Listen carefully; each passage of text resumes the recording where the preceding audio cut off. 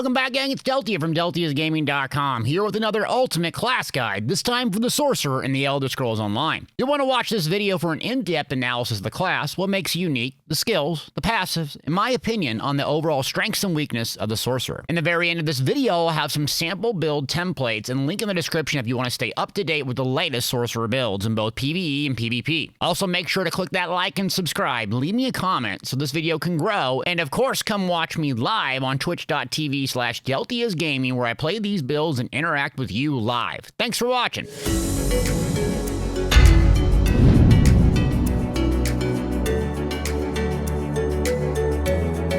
Okay, class overview for the Sorcerer. So what do you need to know about the class in the Elder Scrolls Online? Think of the Sorcerer as your typical range caster in the magic type playstyle. The Stamina Sorc is your ultra aggressive, fast, kind of like a bumblebee, doing damage and getting out before you figure out what happened. The Sorcerer combines great range DPS and melee options with pets and mobility and some of the most unique and powerful skills in the Elder Scrolls Online. This class also excels at solo and group play and remains and has remained one of the strongest throughout the entirety of ESO's history. The Sorcerer's skills are geared towards a couple of different playstyles. For magic, you have pet builds or non-pet builds. Each performs very well alongside high magicka loadouts that increase your shield strength. Thus, Magic Sorc can run very low health and maintain a massive max magic pool and be just survivable as anyone else on the battlefield, not to mention having crazy mobility. The Stamina Sorcerer has insane burst damage with skills like Crystal Weapons in Major and Minor Expedition, making them one of the fastest, most aggressive playstyles in ESO. Too long didn't read here. Pick up a Sorcerer if you like the typical range mage from any other MMORPG, or the stamina-based Sorcerer for the Berserker type playstyle. Now let's switch gears and talk about the ranking in the current state of the game, where I see the Sorcerer stack up.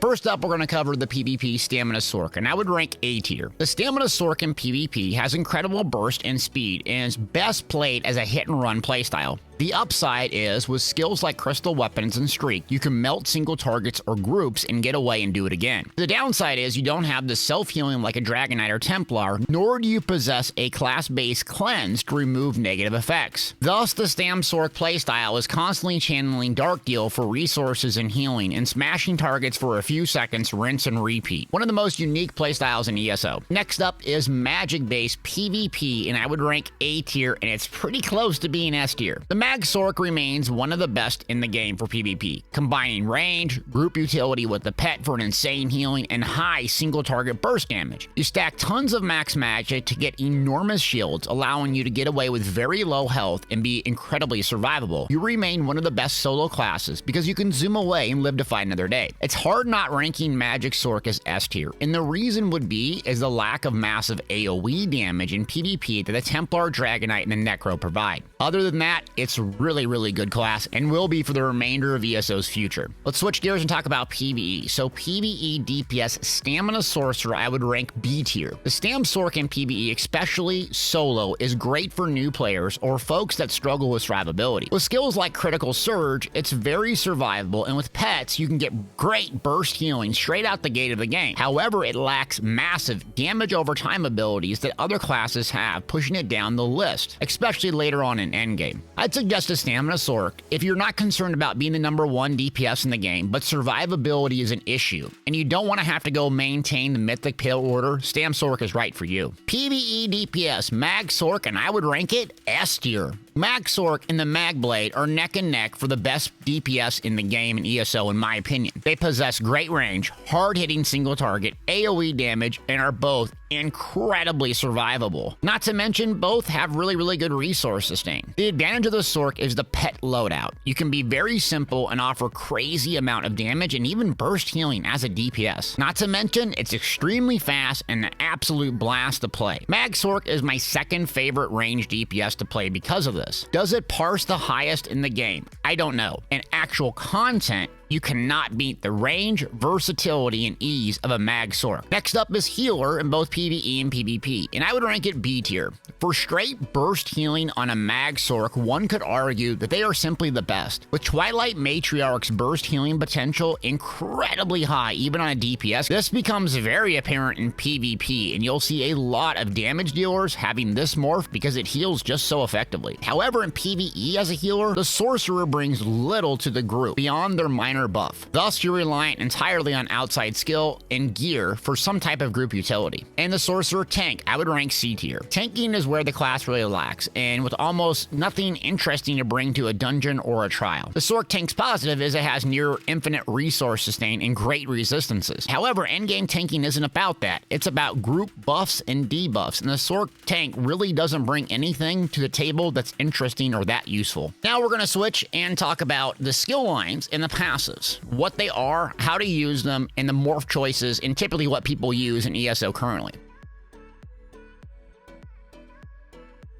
The first skill lineup is Dark Magic. Consider this skill line kind of like your utility skill line with really good juicy passes. And the first ability, or I should say ultimate up, is Negate Magic. This is a PvP focused ultimate and one of the strongest in the game, especially in group play. It removes effects from a massive area and prevents them from being cast. So let's say someone drops down a ground based AoE. It just boop, vanishes them, and you can't cast any magic abilities while you're inside of the negate. Combine this with a Necro Bomb and you can wipe out groups of 10 or 20. Trust me, watch my Macro PvP build if you don't believe me. You have a couple of morph options, and the obvious choice first is Suppression Field. This is going to add some damage to inside that bubble or the negate. This is the go-to morph because it deals damage during that huge bomb that you're going to be using in PvP. I don't use this skill in PvE at all because there's other ultimates inside your class kit and outside the do much more damage. The second morph is Absorption Field, and again, I typically don't ever use this. What it does is heal you. The only way I would see this being useful is if you just start out the game and you have a morph choice to pick and you want something that heals you because you're just dying a lot, you can just plop this down right on top of you. But outside of that, there's a lot more ways to survive on a Sorc, and I don't see that being an issue. Don't like this morph. Now, first active skill up in the bread and butter of the Sorc is Crystal Shards. This is the base morph, and you'll have two super powerful morph choices to pick from. You can use this as a main spammable, but the fun comes when you get to the morphs. First morph up, and that's Crystal Weapons, one of my favorite abilities in the game. Crystal Weapons basically charges up your light or heavy attacks, making you do massive physical damage for a light or heavy attack. This is your combo skill, typically as a Stam Sorc, but you can actually use it as a magic one as well, and combine it with Overload or another ability to basically one-shot players. How you use it in typically PvP is cast it,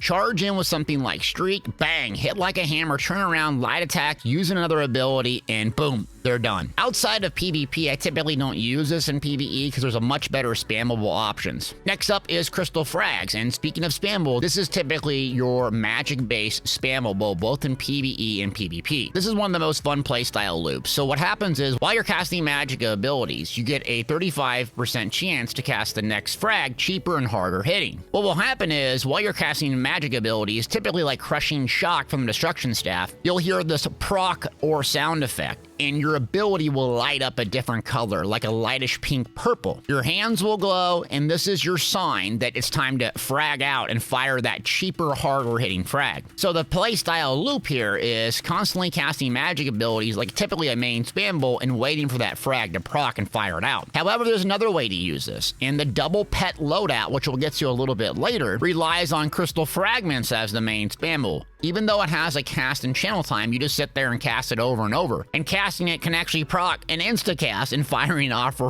lower cost and harder hitting. I prefer the one pet loadout and not the double pet loadout in PvE because it's very boring sitting here casting Crystal Fragments when it has a channel time. So I go with Crushing Shock from Destruction Staff, and then C-Frags is my gameplay loop, both in PvE and PvP, and I love it. Next up, the ability is Encase, and this is a good AoE immobilization. So it shoots out in front of you, immobilizing enemies. Good in PvE and PvP for niche builds. Unlike the Dragon Knight, this is in front of you, so the Dragon Knight has the talons all around you. Still, it's a decent skill if you're trying to tank in PvE. Shattering Prison is the next morph up, and this deals damage, which I don't really see that being quite useful, both in PvE and PvP as a tank, or if you need an immobilization, I don't really use this. Restraining Prison is the really good morph choice, and one that I use as a tank Sorc in PvE. This morph grants major vitality, increasing your healing received dramatically, and increases the mobilization. So really good skill, don't sleep on it. You have to aim it, unlike the Dragon Knight, but it can be very good both PvE and PvP. Next ability up is Rune Prison, and this is another skill that the Sorc has to stun lock players. You basically cast this on a player, short duration, they're stunned for 3 seconds. The strength of it is it cannot be blocked. So it's very useful in PvP if people are sitting there blocking, you're trying to stun them. The downside is you have a much more powerful unblockable stun, which is Shriek, but we'll get to a little bit later. So typically I shy away from this ability. Rune Cage morph is up first, and this morph simply adds damage and doesn't have much usage, and I have never really used it. The skill I have used quite a bit is Defensive Rune. So what it does, it's going to cast a rune on yourself, and while active, it has a very long duration. When someone attacks you, it's going to stun them. Basically, this is a great counter gank tool. So if you're running around, you're tired of Nightblade trying to one-shot you from stealth, you put this on, and they open up with their combo, and it stun locks them. So when I'm running around Imperial City sewers and trying to collect Telvar, I'll put this on. That way it prevents me from getting ganked. Love the skill.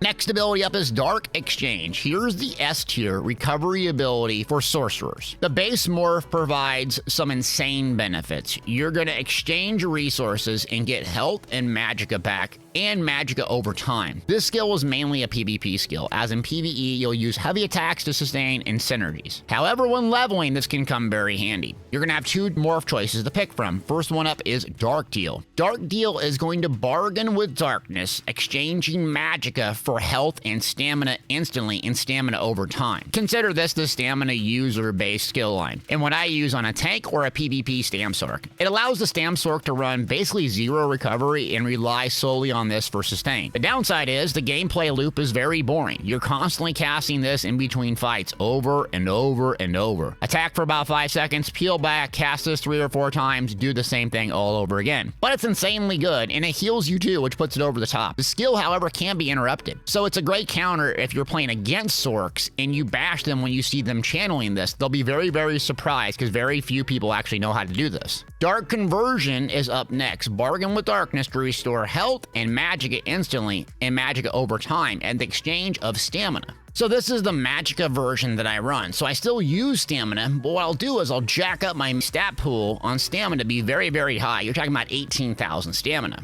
So if you go the max stat route, you're not going to run out of stamina to dodge, break free, sprint, and so forth. And then you can run very low recovery, relying on your stamina pool to constantly cast this in exchange to have nearly infinite magicka. Again, quite a bit boring gameplay loop, sitting there casting this 3 or 4 times. But when you're stacking 45 to 50,000 magic and you have near infinite sustain, you'll want to use this. Next ability up is Daedric Mines. This is, well, gonna place some mines, takes a second arm, and then it blows up. It's kind of another niche PvP skill used for peeling and getting away. Daedric Tombs is the first morph up, and this is the PvE morph allowing you to throw a bunch of mines. I don't use this skill because there are much better damage over time effects, and it kind of looks cool, but beyond that, I don't think it has much utility. I'd much rather use Mystic Orb or Volcanic Rune, and it will outparse this dramatically. Next morph up is Daedric Minefield. This morph is fantastic for PvE. Places mines, and they're gonna arm. If people are chasing you and try to jump in your minefield, it will absolutely blow them up and do tons and tons of damage. This is my go-to skill if I'm constantly getting dogpiled by the opposing team and I'm getting tired of it in Battlegrounds. Now, the passives are up next. Unholy Knowledge, reducing the health, magic, and stamina costs of your non-core combat abilities by 6%. Blood Magic is up next. When you hit an enemy directly with a dark magic ability, heal for 1600, and this ability scales off your max health, and it can occur every half second. This is really nice because essentially, if you do your Crystal Frags proc and fire it off, you're going to get healed for a lot, making you very survivable. Persistence, after blocking an attack, your next health, magic, or stamina ability costs 15% less, and Exploitation. When you cast a dark magic ability, you grant Minor Prophecy to you and your group, increasing your spell critical rating by 1314 for 20 seconds. This is your unique class buff that you bring to the party or the group, increasing spell critical by a little.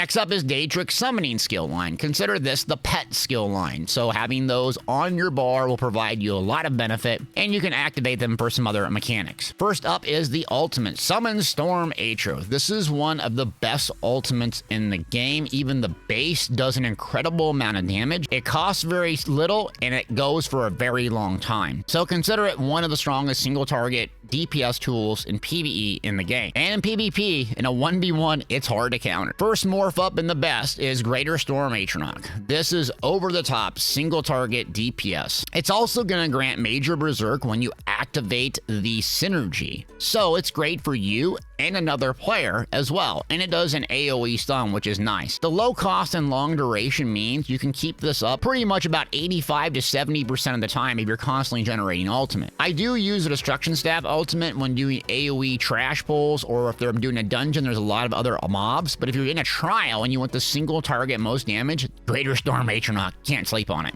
And in PvP, I already said it, it's insane. On a 1v1, it's very hard to counter because it lasts so long, it will just zap someone to death. Summon Charge Atroth, this morph I don't really use because the Greater Storm Atroth provides so much more benefits. Now, the active skills, and the first one up is Summon Unstable Familiar. The base skill is awesome damage, and it's a distraction. So if you're running a pet, sometimes the NPCs will go attack it, which is really, really nice. I'd suggest using this ability right out the gate, whether you're stamina or magicka, because the morph choices are strong. So if you need a good heal, this is what you're going to want to level and morph right away. Make sure you double bar this because ESO pets will turn on and off if you don't have them double barred, so it keeps your bars a little simple. First morph up is Unstable Clan Familiar. What this is going to do is turn the ability into physical damage, so typically what stamina users will use. And you can activate the ability, click it for a bunch of magic, and it's going to heal you. And it heals for a lot. So this is a great morph. If you're starting the game and you need a heal and you're getting frustrated, just cast it, boom, for a burst heal. And if you're a Stam Sorc at endgame,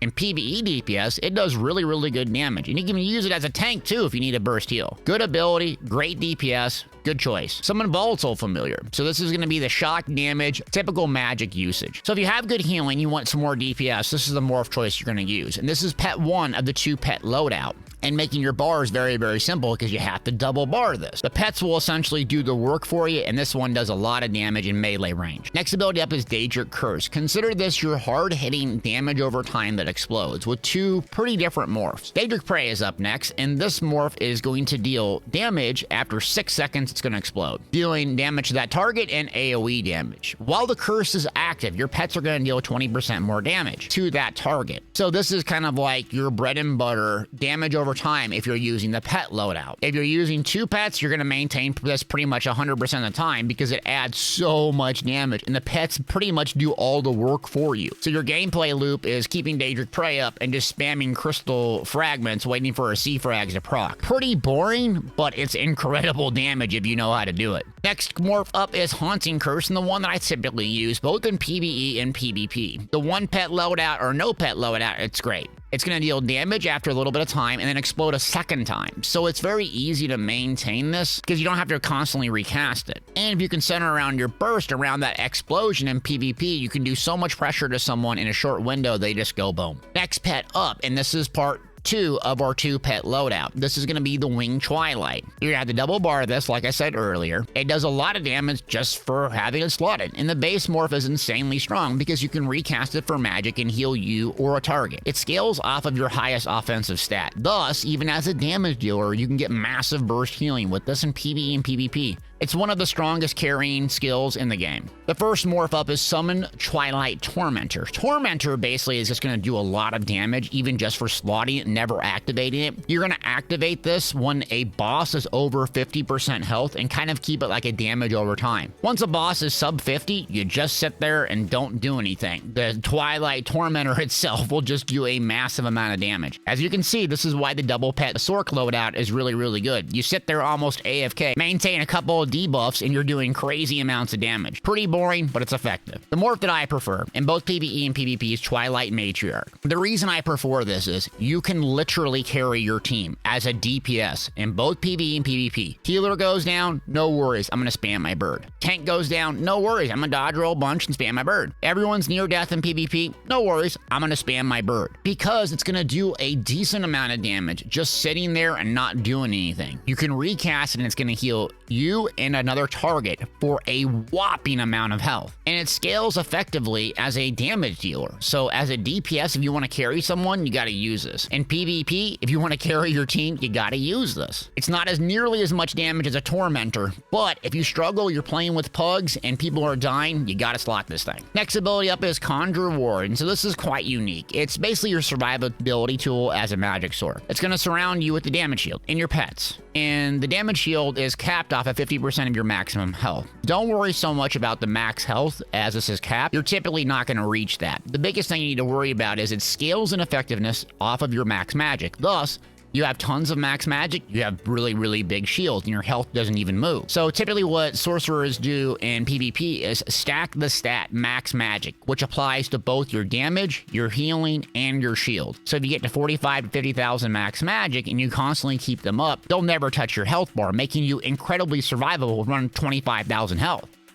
However, it takes a lot of skill to do this because it only lasts 6 seconds. So you're going to see Sorcs that are just really, really good at maintaining this and wondering why they don't die. This is the reason. But when the average player picks up a Sorc and tries to do the same thing, it's going to take a lot of practice and skill to maintain this. The first morph up is Harden Ward, and this is just going to give you a bigger shield. It's going to cap at 60% of your max health. So it's a more tankier option. It's still going to have the 6-second duration. So if you're really good at bar swapping, I would use this. Or you could double bar it in PvP if you're not good at bar swapping, and this is your survivability tool, stacking tons and tons of max magic. Because remember, your max magic stat is going to apply to not only your damage, but your shields as well. Empowering Ward is the other choice, and this is the good group utility morph and one that I use solo or group PvE outside of trials. Because your group is going to get 15% magic recovery, and that extra 10% really doesn't make that much of a difference in PvE. Love this skill in certain situations. In PvP though, I want the bigger shield. Next ability up is Bound Armor, and the base morph is a bit odd. You basically set this on your bar and you get max magic increased by 5%. You can activate it and get block mitigation through the roof for 3 seconds, but you only last 3 seconds, so I pretty much never have ever cast this intentionally because that 3-second window is just too short unless you know exactly when a heavy attack is coming in. First morph up is Bound Armaments.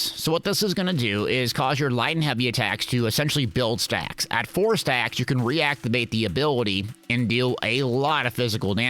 Your ability will actually change in appearance when you build up the 4 stacks, and that's kind of your cue to know, oh, I need to fire this off for a big heavy hitter. And simply slotting this is going to give you massive increased max magic by 8%, and your light and heavy attacks deal 10% more damage. So you can see why this is so powerful as a Stam Sorc. Slotting this along with the ability we already talked about, Crystal Weapons, making our light attacks hit like a hammer. You can even use a Sigic Order skill Elemental Weapons too to get similar effectiveness. Consider this a must slot ability, Stam, Sorc, PvE or PvP. Next ability up is Bound Aegis. Something similar, you just set it and forget it basically. It's going to increase your max magic by 8%, so that's a little bit higher than Inner Light from the Mages Guild. Thus, you don't have to go around and collect the lore books and still get really, really good effectiveness. Plus, slotting is going to increase your resistances, giving you minor resolve. Something I put on my front bar in both PvE and PvP builds. Now to the passives here. Rebate is the first one. You're going to restore magic and stamina by 300 when one of your non-ultimate Daedric summoning ability ends. Power Stone, this is going to reduce the cost of your ultimates by 15%. This is kind of unique to the Sorcerer because they don't have an ultimate generation passive. Typically other classes, you cast something from a certain skill line and you get ultimate every certain amount of seconds. So this just makes your ultimates very, very cheap and you don't have an ultimate building tool per se. Daedric Protection is up next, increasing your health and stamina recovery by 20% while you have a Daedric summoning ability slotted. This is important to note because it's a benefit having both a front bar Daedric summoning ability and a back bar one. There's a reason you put Greater Storm Atronach on the back and then something like Haunting Curse on the front so you get benefit here. Expert Summoner, increasing your max health by 8% while you have a Daedric summoning ability active on yourself.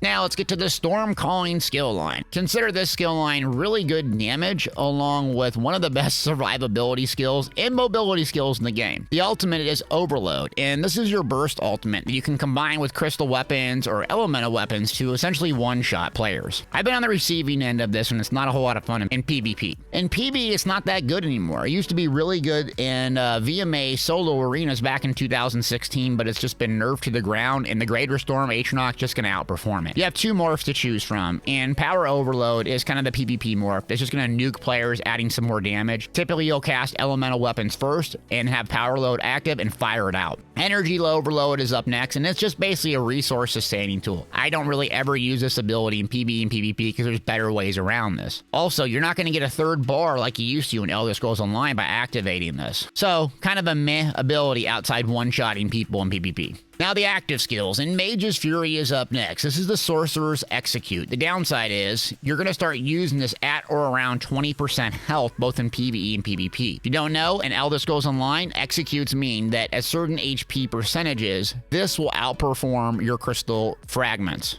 or your main spammable. The Sorc is a little bit unique, and when you're using the Mage's Fury at 20%, what trumps a Mage's Fury cast is actually a Crystal Fragments proc. So you're going to cast this Light Attack Weaving, and if you get a C-Frags proc, it's going to override casting this again. So fire off a frag, get back to casting this. If we take the non-pet loadout, Crushing Shock is your main spammable. You're sitting there weaving it with light attacks, waiting for a C-Frags to proc. And Execute at 20% or lower, you're doing the exact same thing with Mage's Fury. You're casting it, waiting for a C-Frags to proc. And if C-Frags, fire it out because it'll be a little bit stronger than this Execute. I hope that makes sense. A little bit complicated. This is both a great skill in PvE and PvP. The upside of this is that it's 4 seconds. So what I use in PvP is, even if someone's at 30% or even 40% health, if I have a combo ready to go, I'll cast this preemptively. I'll shoot off my combo, and if they dip below 20%, they'll die with 3 or 4 effects hitting them all at once, and they'll wonder what happened. Take some skill,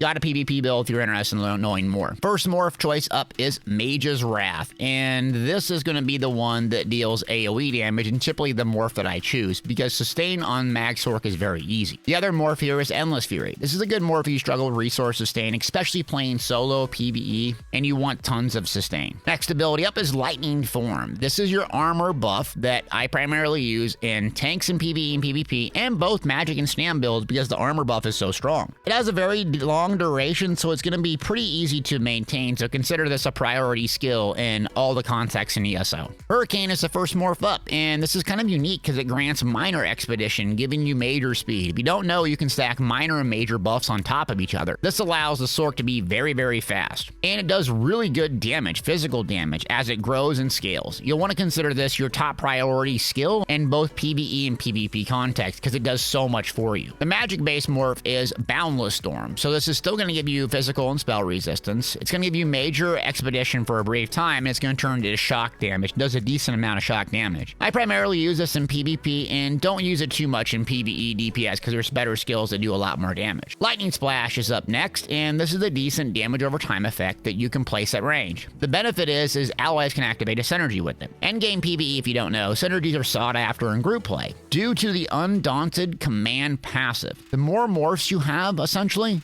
the better your sustain is. So the better your group composition is, the more synergies and effects that you're going to place down, the more your group is going to seek synergy-based abilities. This one does damage, has great group sustain, good skill. I typically don't use this in group PvE because I prefer Mystic Orb over this. There's 2 morphs to pick from. The first morph is Liquid Lightning. This morph is kind of okay. It lasts much longer, but I think there's better choices for higher DPS builds. Lightning Flood is the other morph, and this is going to increase the damage and the radius, making it very, very big. This is pretty effective to combine with other skills and heavy ad pulls. Unlike Curse, it doesn't require a target. So what's nice is in VMA or arena type situations in PvE, you can cast this preemptively as the mobs are spawning, and combine it with skills like Mystic Orb and Unstable Wall, and you're running 3 hard-hitting AoE damage over time effects, and 2 of them have synergies. Next ability up is Surge, one of the best survival skills in the entirety of ESO. This will allow you to get healed for critical damage you deal, thus allowing the Sorcerer to play super aggressive as long as you maintain this buff. It also grants important spell and weapon damage buff and frees up some options for you in terms of potions. You get 2 morphs to choose from, and I consider the weaker morph Power Surge. This morph is more for for group utility healing others around you. I personally don't even use this right now and find it very niche. The next morph up is Critical Surge. This is S tier survival morph, giving you massive healing, and it happens every 1 second. Thus PvE, PvP, Stam, Mag, it doesn't matter. The Sorc can throttle down on damage and aggression and survive. Next ability up, speaking of the most powerful abilities in ESO, this is the #1 mobility in the entire game. Cast it, dash forward. If you cast it again within a short 4-second window, it costs much, much more. Not only this, but it stuns enemies in front of you in AoE and cannot be blocked.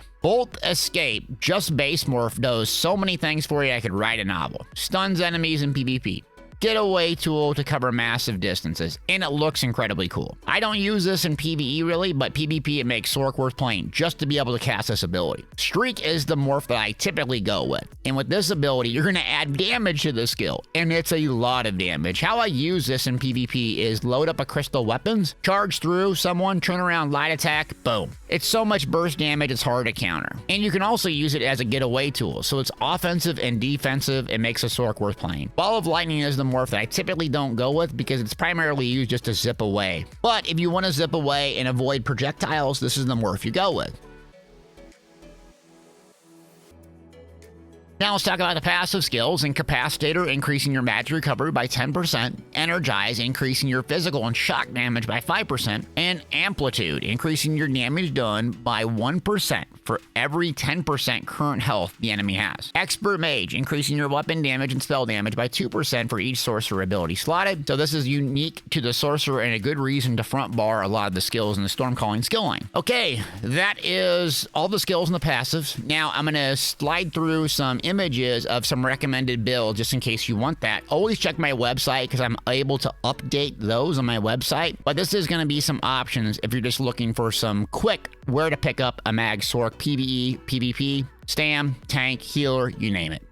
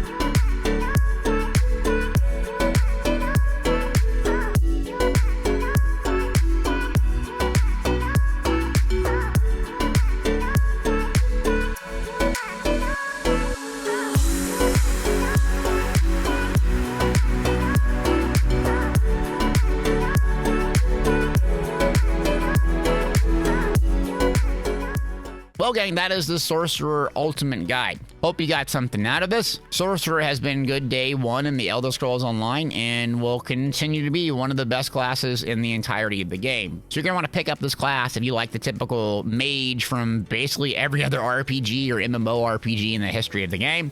And don't sleep on the Sam Sorc. It's super fast, super fun, and a different playstyle. So I hope you got something out of this. Like, subscribe, leave me a comment. Check me out on twitch.tv/Deltiasgaming, where I play with these builds live and interact with you, the community. So if you have a question, come over there and ask. Thanks for watching.